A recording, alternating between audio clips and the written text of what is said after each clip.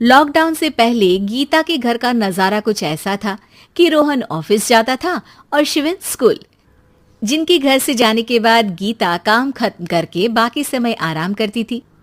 लेकिन लॉकडाउन के बाद ऑफिस और स्कूल घर में ही खुल गए और इससे गीता का हाल वो तो आपको देखने में ही मजा आएगा।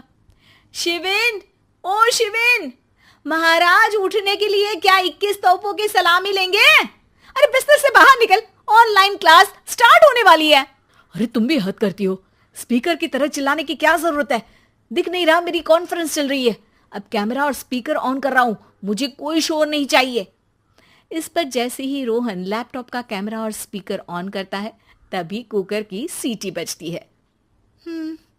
करा लो अब इसे चुप। लॉकडाउन नहीं हुआ, मेरी मौत का फरमान जारी हो गया। दोनों बाप बेटे ने नाक में दम किया हुआ है।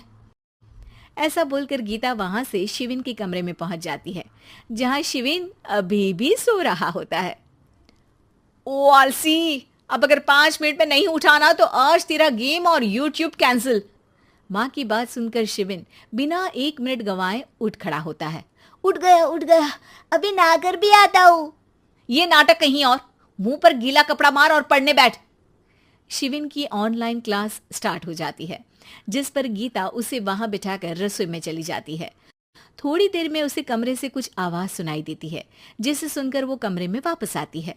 हाय राम, तुझे क्लास अटेंड करने के लिए बोला था, कैमरा ऑफ करके बिस्तर पर नाचने के लिए नहीं बोला था।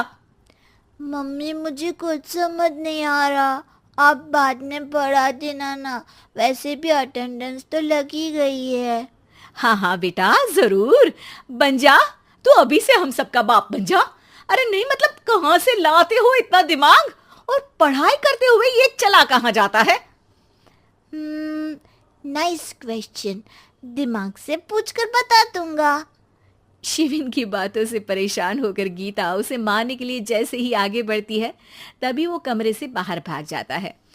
अब शिविन आगे आगे और गीता हाथ में चप्पल पकड़े उसके पीछे पीछे पूरे घर में दोनों घूम रहे होते हैं। इसी बीच वो रोहन के पास पहुंच जाता है और शिविन को मारने वाली चप्पल रोहन के लैपटॉप पर जाकर गिरती है। ओए माँ! मम्मी, अब पापा को चप्पल मार रही हो? वो आज तक के रिपोर्टर, चुपचाप जाकर क्लास अटेंड कर ले, नहीं तो अगली तेरे पीछे लगेगी। इस पर शिविन वहां से चला जाता है, जिसके बाद रोहन गीता से कहता है, इस सर्कस के लिए कुछ बोलना चाहोगी? अरे क्या करूं, जब से तुम दोनों घर में रहने लगे हो घर अपने आप ही सर्कस बन गया है और मैं तुम्हारी नौकर। कभी बेटी को संभालो तो कभी बाप के नखरे उठाओ। इन्हीं सब उथल पुथल में दिन बीतते रहते हैं, जिसमें हर रोज घर के अंदर कुछ नया सियप्पा खड़ा मिलता है, जो ज्यादातर शिविन और रोहन के ऑनलाइन स्कूल और ऑफिस से रिलेटेड ही होता है। एक सुबह, शिविन चल उठ, आज की क्लास जल्दी है। कैमरा ऑफ करके आप अटेंड कर लो। अरे ऐसे छित्तर पड़ेंगे, दादी नानी सब एक साथ याद आ जाएंगी। गीता की लाख मशक्कतों के बाद क्लास तो खत्म हो जाती है, लेकिन उसके बाद शिविन फोन इस्तेमाल करते हुए इंस्टाग्राम रील बनाने लगता है। रसोड़े में कौन था?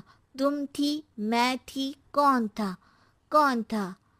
हाँ, मैं गरीब हूँ। अरे ओ गरीब के बेटे, आजा, मैं बनाती हूँ तुझे गरीब। मैं बताती हूँ रसोड़े में कौन था। पढ़ाई करने बोलो तो इनकी माँ मर जाती है और ये पागलपंतियां जितनी मर्जी करा लो। गीता शिविन को डांट रही होती है, तभी रोहन बीच में बोल पड़ता है। अरे बच्चा ही तो है, इतना गुस्सा क्यों कर रही हो? बेटे का साथ देने की इसी एक कोशिश में अब शिविन के साथ साथ रोहन भी गीता के गुस्से की सूली पर चढ़ जाता है। अगर बेटे पर इतना ही प्यार आ रहा है तो इसे क्लास अटेंड क्यों नहीं कराते, इसका होमवर्क क्यों नहीं कराते? उस समय तो बहुत जल्दी मीटिंग आ जाती है, वो काम मैं करूं और यहाँ इस बेफिजुली की चीज में तरफदारी करके बन जाओ महान। हे भगवान, कोई तो इनके ऑफिस और स्कूल खुलवाओ, मैं इन्हें और घर में नहीं सह सकती। अरे कुछ और मांग लेती, क्योंकि तुम्हारी ये विश इस साल तो पूरी होने से रही, कोरोना। हाय नास पिटे ने जिंदगी ही बर्बाद कर दी। खाए कोई पचाए कोई, कल मुझे चुन चुन कर सबको मेरी बद्दुआ लगेगी। उन्होंने दुनिया का और इन बाप बेटे दोनों ने मेरा जीना मुश्किल कर दिया। गीता वहां से चली जाती है, जिसके बाद रोहन शिविन से कहता है, अरे तुम्हारी मम्मी इतनी भड़की हुई क्यों है? आपकी वजह से पूरा समय घर में रहते हो और उस पर कोई काम कराने की जगह बस ऑर्डर देते रहते हो। अच्छा बेटे, सारा इल्जाम मुझ पर? पूरा दिन तो वो तुम पर ही चिल्लाती है।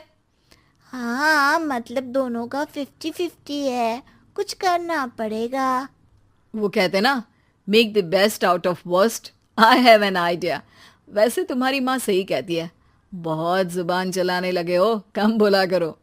अगली सुबह रोहन और शिवेन अपनी गलती को सुधारने के लिए गीता के उठने से पहले घर का आधा काम खत्म कर देते हैं, जिसे देखकर गीता खुश हो जाती है और फिर बाकी बचा काम वो तीनों मिलकर पूरा कर लेते हैं। जिसके बाद अब वो सब मिल बांट कर हर काम में एक दूसरे की मदद करते हुए लॉकडाउन का मजा लेने लगते हैं।